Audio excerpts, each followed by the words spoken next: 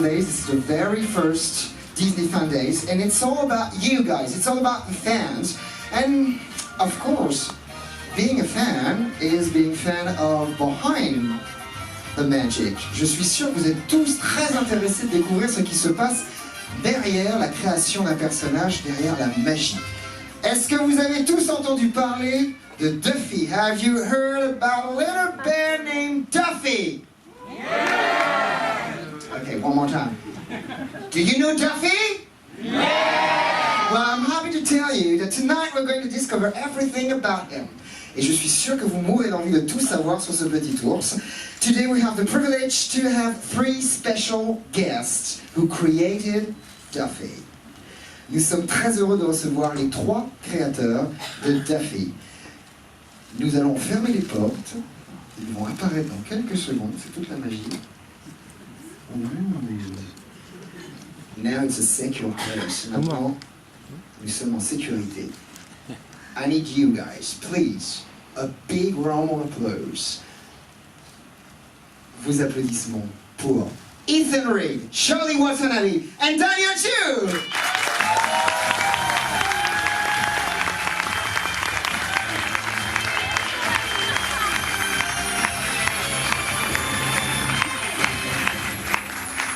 Hello guys, it's good to have you here. How are you? It's great to be here. Oh, you got your Duffy, Charlie, and I know her. She's one year. Her name is? Very good. All right. Before going any further into your subject, could you tell us a little bit about your career and your background? We want to know everything about you. Well, first of all, I want to say that it's so great to be here at Disney Fandaze and to meet all of you. Thank you for coming. It's wonderful to be here at Disneyland Paris. So my name is Daniel Jue, and I am the Portfolio Creative Executive for Tokyo Disney Resort at Walt Disney Imagineering. I actually began 30 years ago at the Disney stores, where we designed all of the displays for the upcoming Disney stores. And then after about a year and a half of doing that, designing and building the stores, I moved to Walt Disney Imagineering and got on some wonderful projects as a show set designer. Here is Tower of Terror, which was the first project that I worked on that actually got built. This one was for Florida. And then I started to work on Indiana Jones, which is at Disneyland in Anaheim, as a show set designer as well. My next project was a GM test track for Epcot in Florida. And this one is special for me because it was the first project that I was able to take from the early conception, laying out the track and laying out the attraction, and I took it all the way to the field and lived in Florida for about a year as we completed that project. My first project to work for Tokyo was Pooh's Honey Hunt. This one opened in 2000 in Japan, and it holds a special place in my heart because not only was it the first time that I was able to work in Japan and work with our Japanese partners, but it was the time that I met my wife in Japan, and so I have very fond memories of working on Pooh's Honey Hunt. Very honey sweet. I had my own honey hunt during that time. And then when I came back home, I started to work on Expedition Everest, which is an attraction in Disney's Animal Kingdom. Again, laid out the track, designed the mountain with Joe Rohde, and went to Florida to complete it. This was a very exhausting attraction for me because I had to climb that mountain almost every day to work on the mountain. And then I had the wonderful opportunity to go back to Japan and live there for 4 years as the leader of the Imagineering office in Japan. This was quite an honor to work with the Japanese and work with a wonderful team in Japan. I lived there for 4 years and then was asked to return to California and oversee the entire portfolio, which was a huge surprise for me. As many of you know, that portfolio includes Tokyo Disneyland, which was opened in 1983, and it includes Tokyo Disney Sea, which opened in 2001.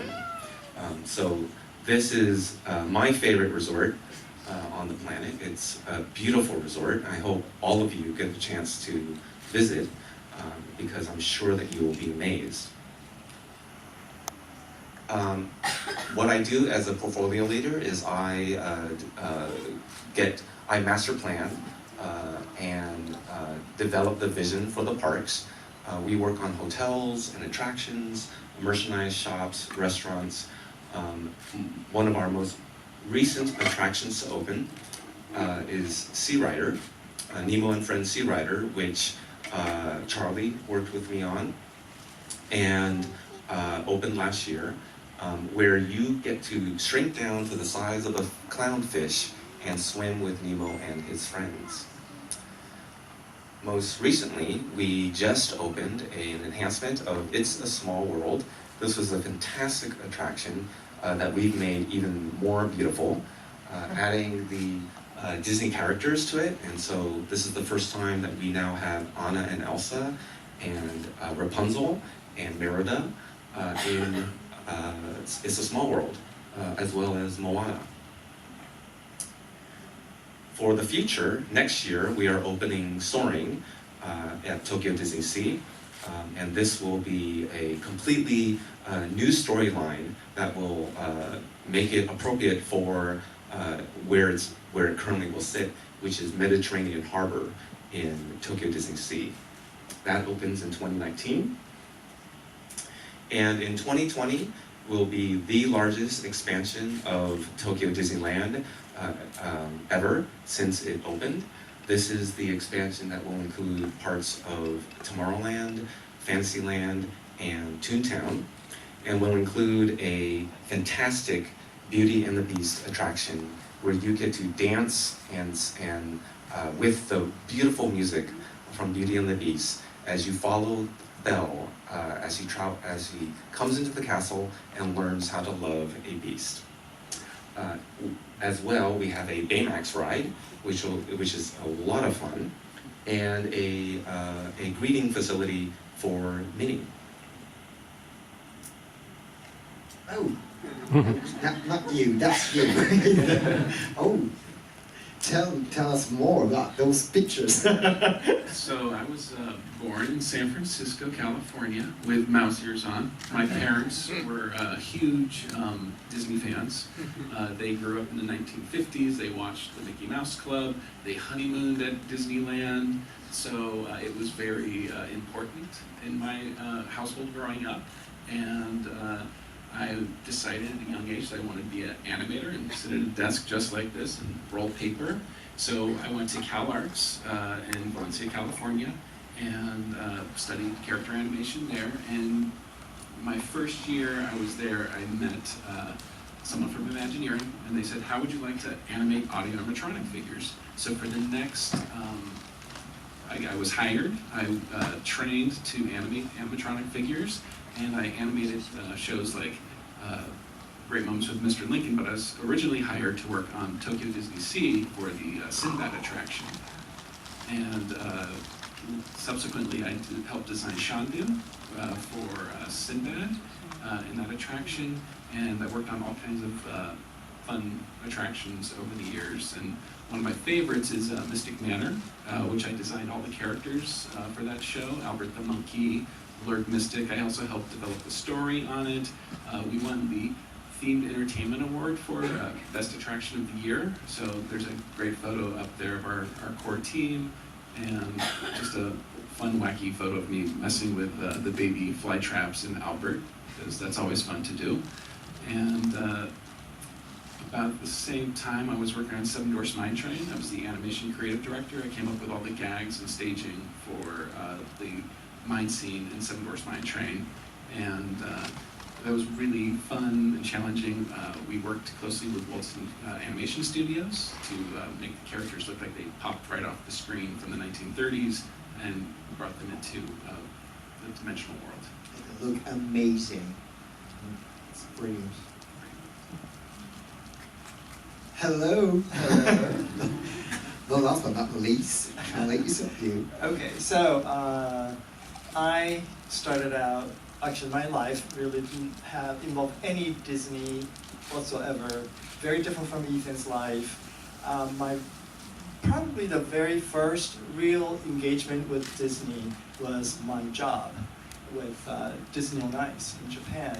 So this was like 1986, and then so that's when I started about 32 years ago, and then worked on a number of actually all the Disney on Ice shows in Japan, and so we want to make sure that the show is understood by the Japanese guests, and so that's why it's me actually on sneakers, standing on ice, teaching the skaters how to perform.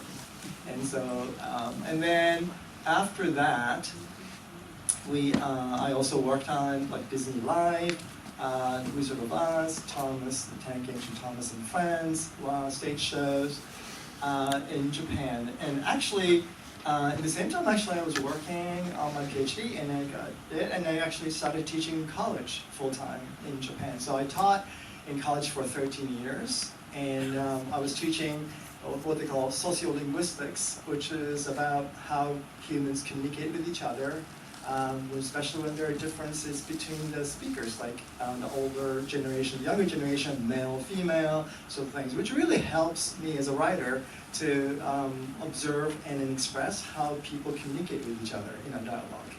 And with Imagineering, I've worked on a number of shows, like Turtle Talk, Stitch Encounter, Magic Lamp Theater, because I was one of the project members for the opening of Tokyo Disney Sea, and back in, like, I started about 1997, and so that was the experience. And then for other shows include Jungle Cruise, Sea Rider that Daniel was talking about, Storm Rider, which is one of the first attractions that opened with Tokyo Disney Sea in 2001.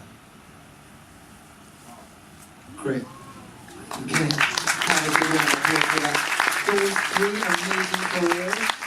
And now here we are. Duffy, how did it start?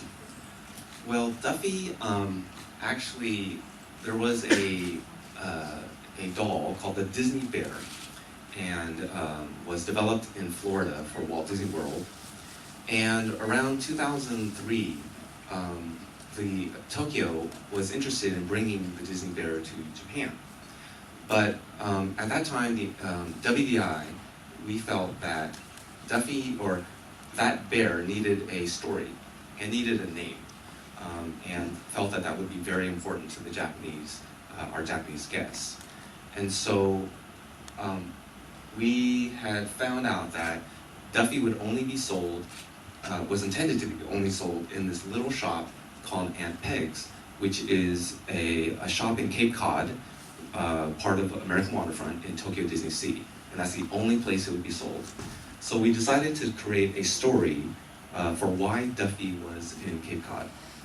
And that story is that Mickey as he travels through the different ports of call at Tokyo Disney Sea, sometimes he gets lonely.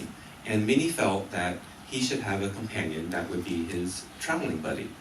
And so Minnie created Duffy and sewed them together and gave Duffy to, or gave this little bear to Mickey as a gift. And she put him in a duffel bag, and that is why his name is Duffy, because of the duffel bag.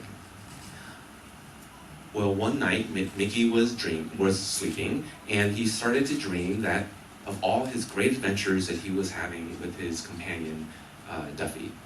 And so Duffy and he would go on these great adventures to the different ports of call at Tokyo Disney Sea, and eventually became best of friends. So that's really the story of Duffy and how that began. When Duffy first was brought to Tokyo Disney Sea, our guest, it was very sort of slow in getting any recognition. I mean, he was just being sold in this little shop, but eventually, over a few years, his popularity just really started to grow and grow and grow. And our guests started to bring their Duffies to the park, and they would dress them up.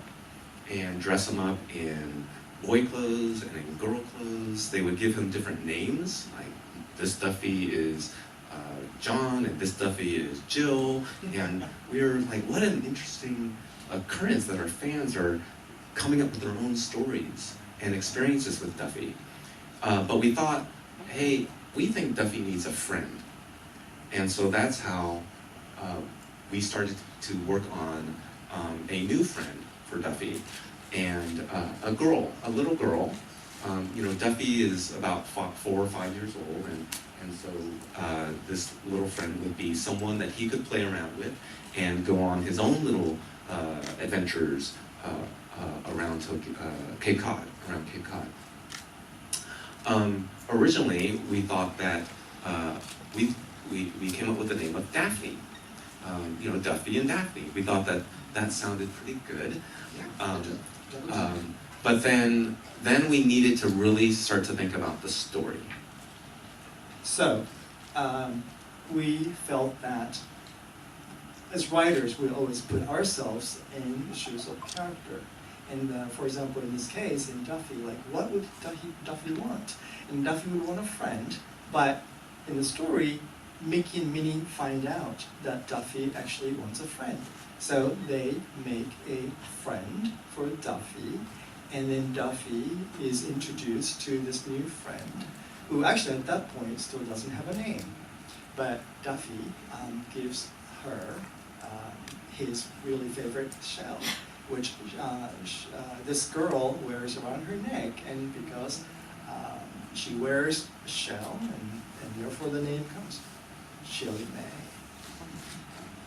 Yeah. So there we are. And so now Shelley May and Duffy, they can play together. They can, of course, there's a whole new assortment that we can offer our guests in Japan, and they are best of friends. And so all of a sudden we had an opportunity where we could create more stories for Shelley May and Duffy because they can be there. Can you imagine this picture with just Duffy at the table? How lonely would that be? But with Shelley May, it looks like, wow, he's having a really fun time with his best friend. And with the popularity of both Duffy and Shelley May really exploding at this time in Japan, Hong Kong Disneyland and Shanghai Disneyland have introduced them, and they are now worldwide celebrities. Oh yeah, they are. Well, now I want to know where were the three of you involved in the Duffy and Friends project? Well, with the popularity of Duffy and Friends really becoming huge in Japan, we really started to think about where should this go? Where can we take this? And I put together a team, and that team included as lead character artist Ethan, and as lead show writer Charlie. And here are some members of the team as well. And we started to think of a whole bunch of different animals, and thought, hey, maybe should it just be another bear? Could this be a whole bear family? Or should we try to expand it and make it a little bit more diverse with a bunch of animals? And how many characters should there be? And so we developed this idea of creating Duffy and Friends, that we would create a series of friends for Duffy that could go on different adventures and have different stories with our characters, with the characters. And there were a couple rules that we made. One was that each friend needed to have a very strong personality trait. And because Duffy, he's a great kid, but he's very neutral. He's very happy, very neutral. And we thought that to make interesting stories, we kind of wanted other characters that had more specific personalities. The other rule that we had was that we wanted to make sure that the friends had a very specific home, a place to live. And so we kind of looked around Tokyo Disney Sea and said, hey, maybe American Waterfront, maybe Med Harbor, those are two great places that maybe we could develop a story around. And so we developed Duffy and Friends and came up with a couple new ones. A couple new ones, and here they are. So I'm pretty sure we all want to know, where does it come from? What's the story? So I had just come back from finishing up Mystic Manor. I was like 3 days off the plane, jet lagged, and Daniel called me. He's like, hey, can you participate in the brainstorm? So I came to the meeting with my iPad and my little stylus, and we started sketching and coming up with ideas. And one of the first things I drew was this cat, who was going to be from Mediterranean Harbor, and he was going to be a pirate cat. And Which is cute. he was going to have a little tattoo on his chest, and we just thought, we like the cat, but maybe he's a little too rough around the edges to hang out with Duffy. We don't want Duffy to, join a pirate team or something. So my son who was 5 years old at the time, or 4, he had just started taking art classes. And when I was at Cal Arts, I had this great story teacher who always told me, tell a true story. Don't just come up with something. So, I knew a 4-year-old and my son, and he was an artist and he loved painting and drawing. So he's kind of based on my son Noah. So we just kept drawing different images of him. What would he look like next to Duffy? At one point he was going to be an orange cat. This other sketch over here with the purple paintbrush, that's where we started playing with, could he use his tail? Could he, maybe form it into a heart? Could he use it as an appendage? So we just kept playing different shapes, different colors. We didn't want it to look like we just put cat ears on Duffy. We wanted them to look like an original character. So we played with blues. This sketch over here was a bit taller. We kept with the beret because we wanted guests to, instantly recognize, oh, this is an artist. And all artists wear berets. Of course. Right? I mean, when I was at Cal Go to Arts, Montmartre, you'll see that. yeah. When I was at Cal Arts, we all wore berets. So then we were looking for an inciting incident in our story, and we had another character that we were developing, and I had drawn that character holding bubblegum ice cream, because I loved bubblegum ice cream when I was a little kid, when I was 5 years old. And what could we do with ice cream? And So, gelato was one of the main themes of this story, and so, as probably some of you know, Duffy was taking a walk actually with Mickey, and he was really enjoying his gelato. And as you can see, actually this is a tri-colored ice cream or gelato, and he accidentally drops it. And as you can see, Duffy looks pretty sad. And Duffy usually looks, it's kind of, as Daniel said, neutral. But in this one, it was really important that he looks sad. And then, but when he's sad, Savior appears. And that's a cat artist, Gelatoni. He goes like, don't worry, just watch me. And he uses his tail and then gets some of the gelato and starts drawing. And that's how we got the name Gelatoni.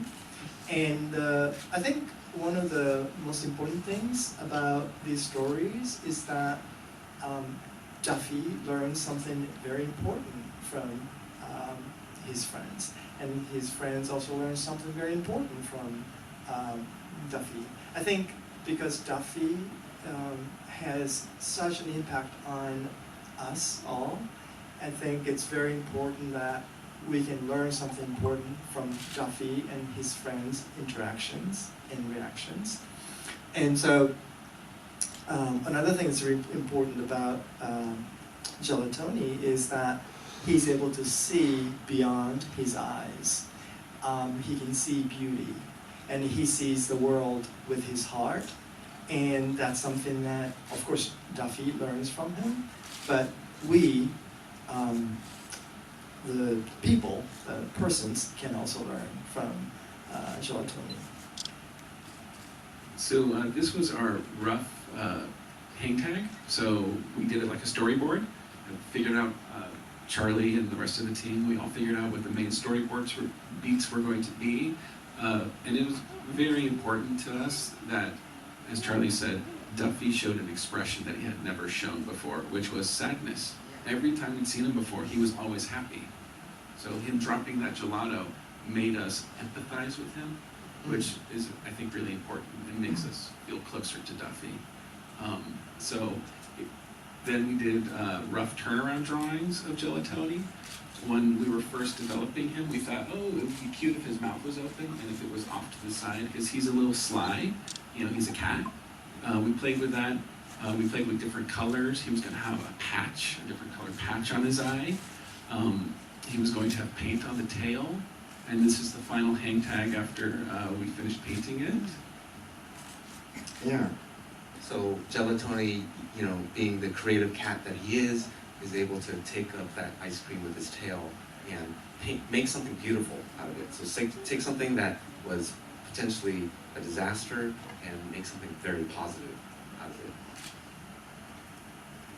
Oh. And this was our first friend. Yeah. Right? So it was amazing to actually hold a character that you helped develop, right? It was very, very powerful for us. And he has since been extremely popular in Japan. And with that, we thought, okay, let's keep going. Oh. So we developed, we worked on bringing the character to life. Our friend, Of course. right? And that's my son Noah in the front there with Gelatoni. That's his favorite of the characters. And my wife had stitched little shirts of Gelatoni on the kids, so they got to meet Gelatoni first. They're very lucky. Yeah, they were the first one to meet them. Okay. How lucky And they so are. that was the trio, but our brainstorm had many other ideas, and we decided that there was another idea that came from that brainstorm that we had to just continue to develop. And the bunny. Yeah, so this was the beginnings of Stella Lou.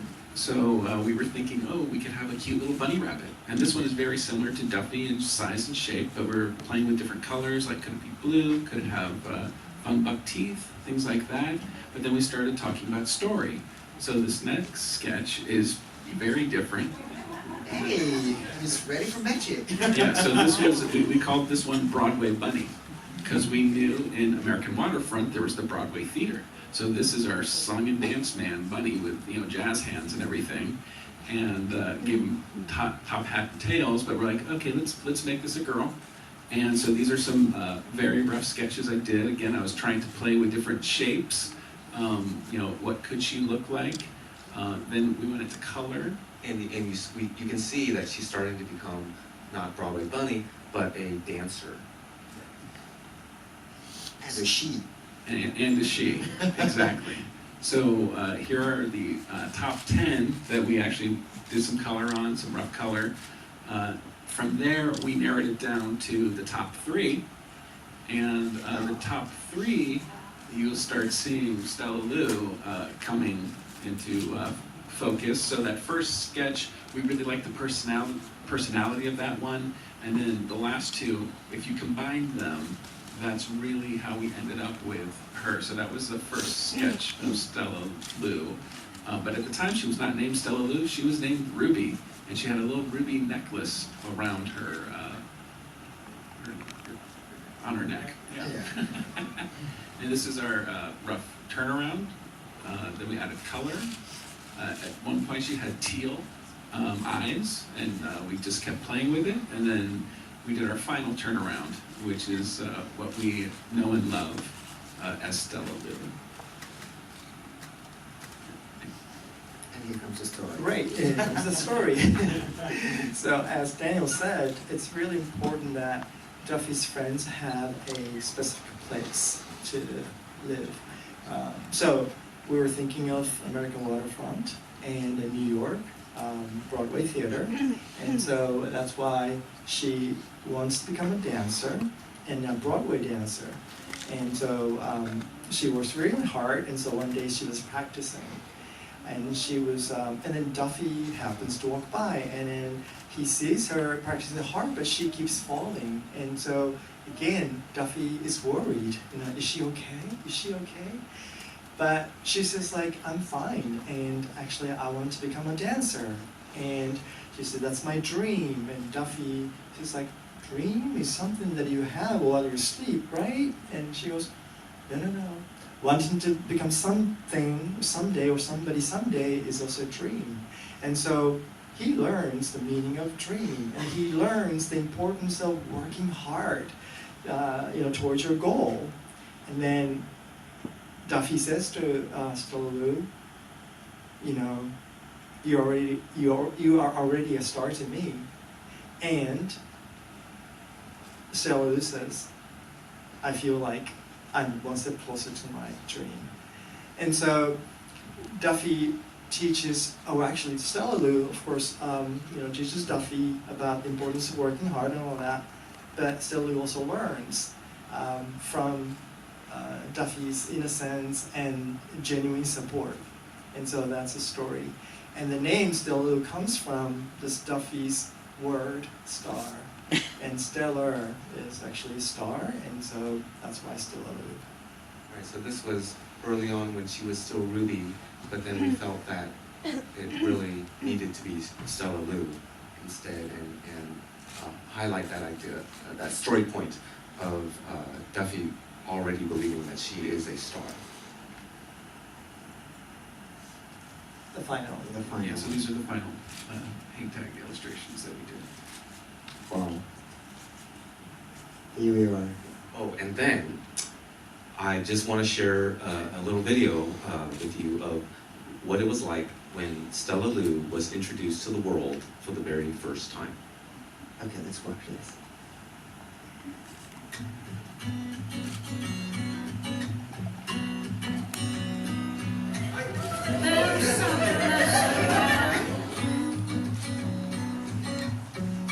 Something that stays beside you.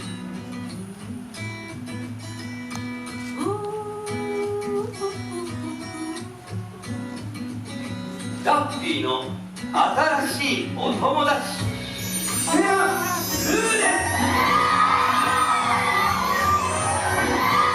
Happiness like a flower in full bloom.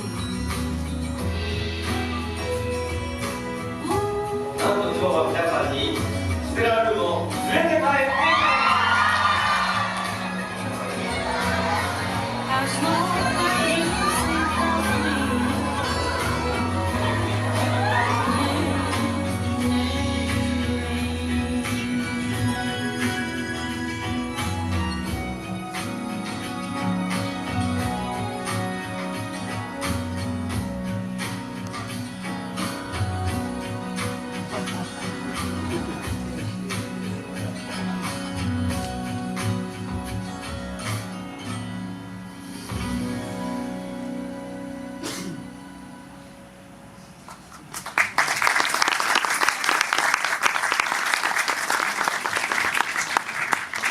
So here's the gang, 4 wonderful characters. They're very popular. Can you tell us about this popularity of all those friends? Well, in Japan, our main super fan for Duffy are what they call office ladies. And so it's not children, these are actually women from upper teens to about 40 years old. And You guys. but as many of you probably know, it actually transcends that with almost every demographic. We have senior citizens who love Duffy and Friends. We have kids who love Duffy and Friends. you'll see men, boys carrying Duffy around Tokyo Disney Sea. And so it really is quite special to every Japanese guest. And it's not just a friend, but it's a lifestyle. They treat Duffy like a member of their family. They will rent strollers for their Duffy. And what they're really doing here is they're experiencing the parks with their Duffy, just like Mickey had Duffy as a traveling companion going around Tokyo Disney Sea. So they are really living Mickey's dream as well. Eating with Duffy, watching parades with Duffy, and we have these special photo spots where they can sit Duffy down and you can take a picture of your Duffy in front of great views of Tokyo Disney Sea. So, as you can see, the fans are very much interested in becoming or making Duffy and his friends part of their lives. And so, as you can see, people dress up in similar colors as their friends, so they actually take the life of Duffy or their friends outside the park and in their everyday lives. And our restaurants, about half of the high chairs in the restaurants are reserved for Duffy and Friends. So the guests, they want to eat with Duffy and Friends, and they'll order food for their friends. And all of these amazing, amazing costumes here, all of these are custom made by our guests. So they really, they love to make their own stories with Duffy and Friends. And that's really the wonderful thing about it, is that our guests have created so much content around Duffy and Friends that they have really made him their own. And I think we got some example in the room. Hello, guys. They're wonderful. Yes, they're wonderful. beautifully, I mean, they're just so meticulously made. And you can see here that they will bring several Duffy and Friends to the parks. What they're really interested in doing is really sharing their love for Duffy and Friends with all the other guests in the park and experiencing the parks with Duffy, just like Mickey does.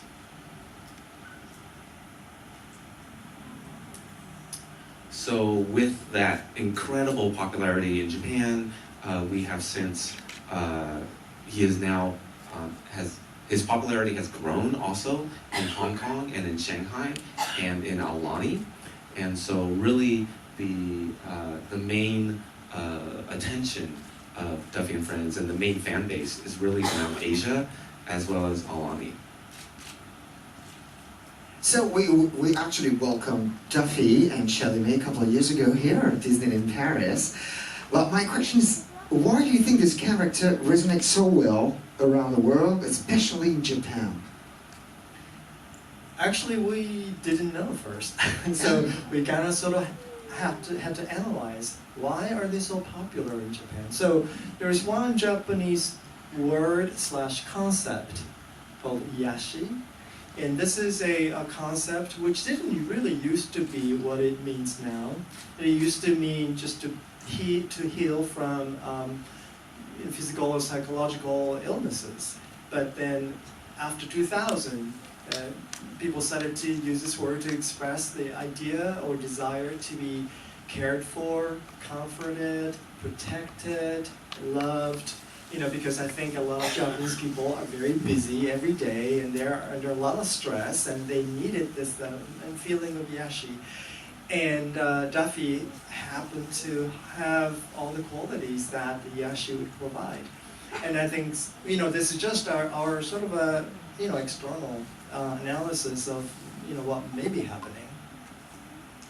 So to really, it's hard for us to actually describe what iyashi is.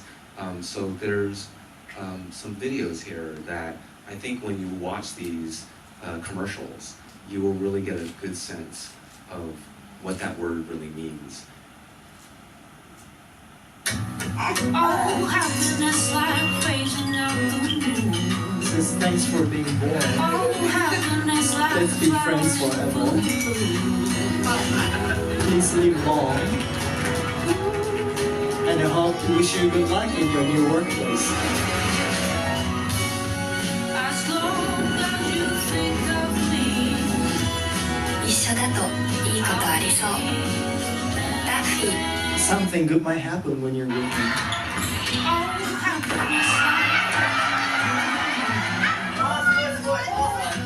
happiness like flowering food. あなたの毎日がちょっといい日になりますように。 So I hope your every day is going to be just a little bit better than yesterday. As long as you think of me. 一緒だといいことありそう。 Something good will happen when you're ダッ with フ me. ィー。 Oh, happiness like phasing out the moon. Oh, happiness あなたの毎日が like food. ちょっといい日になりますように。 I hope your every day will become a little bit better than yesterday. As long as you think of me. 一緒だといいことありそう。ダッフィー&フレンズ。 So something good might happen, right? When you have Duffy and friends, something good might happen. I mean, what a wonderful, positive statement that is, especially in a world where there's a lot of chaos, a lot of questioning about where we are today. But Duffy can make you feel better about it. That's probably one of the biggest pleasures that we have in being involved or being part of this group or team. And because I feel like we are able to provide something that's lacking in so many of us, which is this feeling of like the need to be cared for, protected, and soothed, and loved. And I think that's one of the most wonderful things about Duffy and Friends. And so, What is that? Okay. what is that? Probably you're talking about the one in the lower left corner.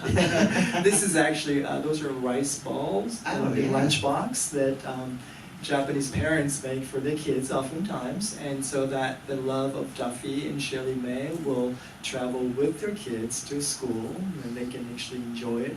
And eating that will also is a sign or the representation of their parents' love. And so there's always love when there's Duffy and friends.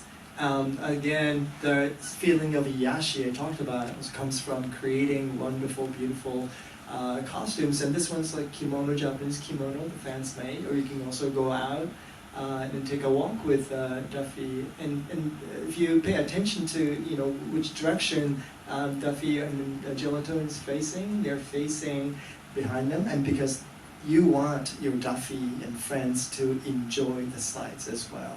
So that's why they are very conscious of what the Duffy and friends are experiencing.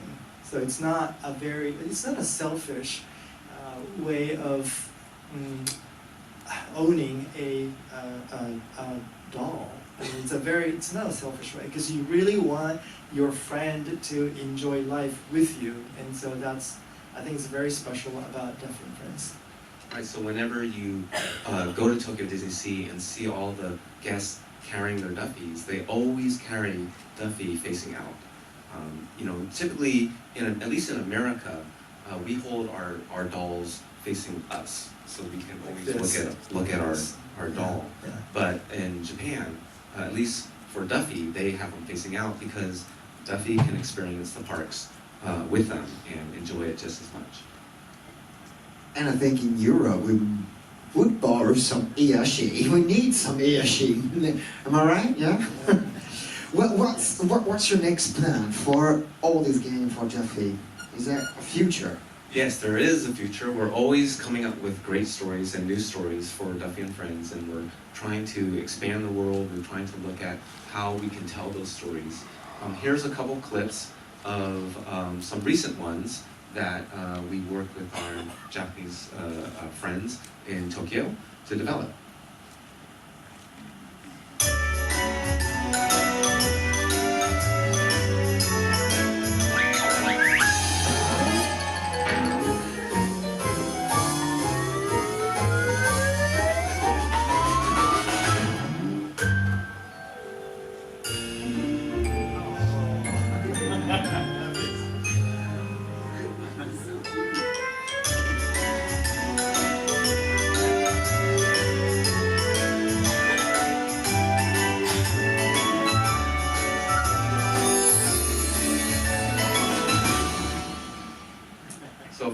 was a winter program that we had in Tokyo.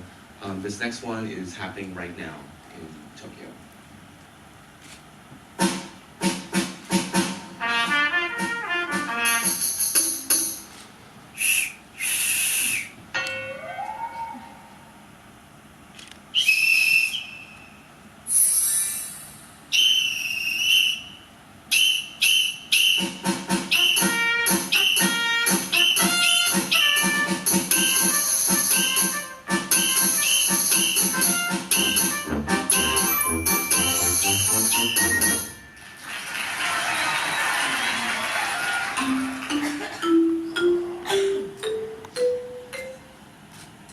And of course, we are looking at expanding Duffy and Friends, and a new friend will be coming soon. Oh, Will first be coming to Hong Kong Disneyland. all right. You won't really reveal it tonight. No, we're gonna keep it secret. Well, thank you guys. We have a couple minutes with you. Does anybody have a question? Yes? Yes, you do. Okay, I'm coming. Yeah, but you know what, when I see all of you all dressed up and everything, I feel so normal. Wait a minute. I need my stuff, too.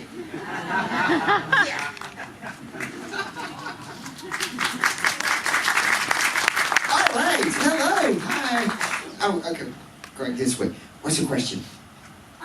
Do you have any plans to reintroduce Duffy and Friends to the Europe and US market? Good question. Good question. Well, we are always wanting to expand Duffy and Friends, and we, Duffy travels with Mickey and his friends around the world, and maybe someday he'll come to Paris again. Cool. Exciting. I feel that wherever there is a need for love, Oh yeah. they all show up. Another question? Someone? Oh, hello. 日本語でもいいですか？いいです。どうぞ。またああいったステップ2社員とかなんかそのダッフィーのショーとかイベントはなんか日本やパリで行う予定とかありますか？ So the question was whether shows like Step to Shine or stage shows are going to be played in Tokyo as well as, for example, in Paris. Well, currently there is a stage show in Cape Cod Cook-Off called My Friend Duffy, and that show changes every now and then, and we update it on a frequent basis. The Step to Shine show was for the introduction of Stella Lu to Tokyo, and so Japan, they love Duffy and Friends, and so we are always looking at opportunities to bring them in for entertainment or for greeting opportunities, and so I'm sure you'll be excited to see future entertainment shows with them. And we are excited to tell a variety of stories, because these characters can tell such wonderful messages. And a live show particularly is a wonderful way to convey the message of love and yashi. And so for that purpose, I think we all believe in world peace, right? Of course we do. We do. We do. Yeah. World peace. Right? So for that, I think those shows are extremely wonderful and I think productive for us. So we'd like to keep doing that. Well, and we're all very excited to see it. Can't wait to see it. Thank you, guys. Thank you for being here. It was such an honor to have you. Merci beaucoup.